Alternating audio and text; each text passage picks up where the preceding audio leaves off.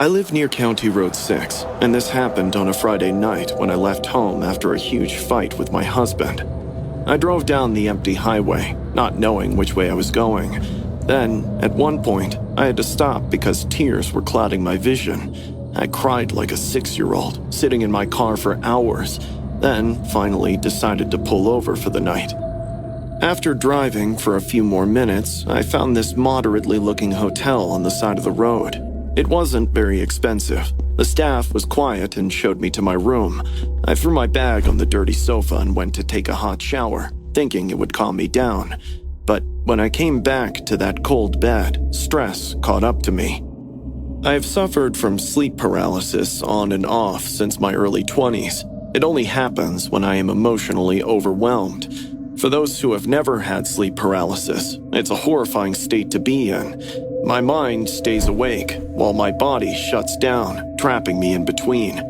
I pushed all those negative thoughts down and lay down on the bed.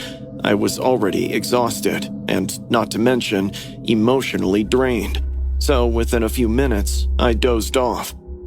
For the first couple of hours, I slept like a rock, but suddenly, I woke up. I knew immediately what was happening.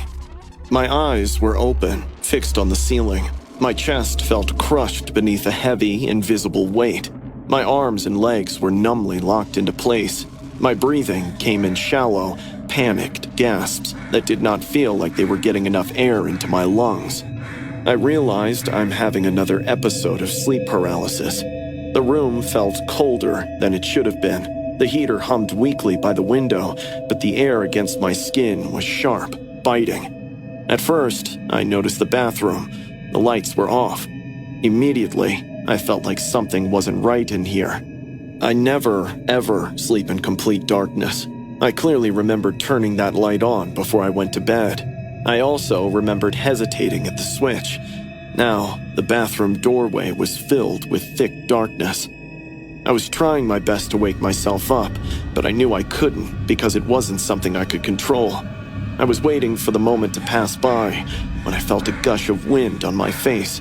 The windows were closed, and I was 200% sure that the wind came from above, like someone breathed on me. My eyes moved toward the ceiling vent. For a few seconds, I saw only darkness. Then I saw bright green eyes. They hovered in the shadows just inside the vent, fixed directly on me. I got into panic mode. I could feel the fear in my bones, but I couldn't get up. I tried convincing myself that it was all my imagination, and there's no one actually inside that vent, when the vent cover made a soft, metallic creak. It shifted slowly, bending outward by mere inches. Dust slid down onto my pillow in thin gray streaks. For the next few seconds, the darkness in the vent sent me into hyperventilating. I tried even closing my eyes, but I couldn't.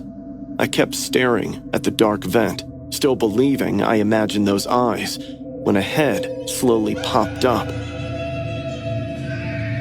There was a man inside that vent now, and he was completely bald. His scalp reflected the faint outside light like polished bone.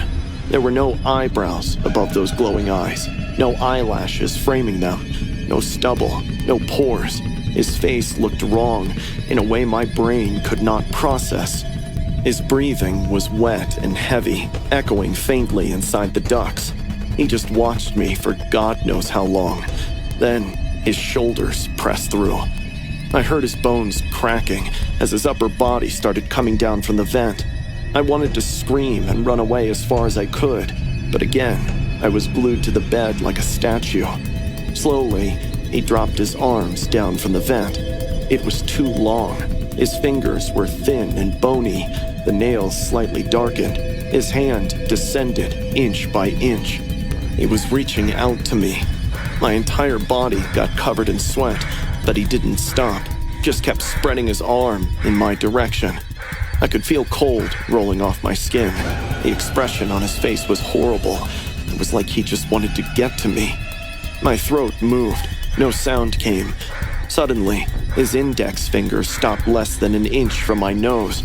He blinked for the first time, and then said in a raspy, demonic voice, Most of them scream and leave, but you stayed. I like that. I was still trying to process that all of this was happening in my head when lightning struck right outside my window. My body jolted upright as I screamed, the sound tearing violently from my throat.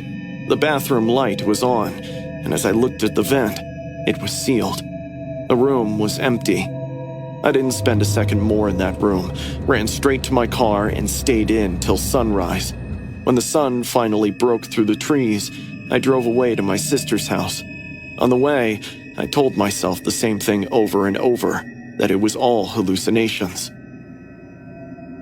3 weeks later, curiosity found me at 2 in the morning. I was staring at my phone when I Googled that hotel. Most reviews were about poor maintenance and weak Wi-Fi, but one review sent a shiver down my spine. Someone mentioned waking up in the middle of the night with the feeling of being watched from the vent. I also found a second one where the reviewer mentioned seeing a dream about a bald man. My hands started shaking. I had never told anyone those details.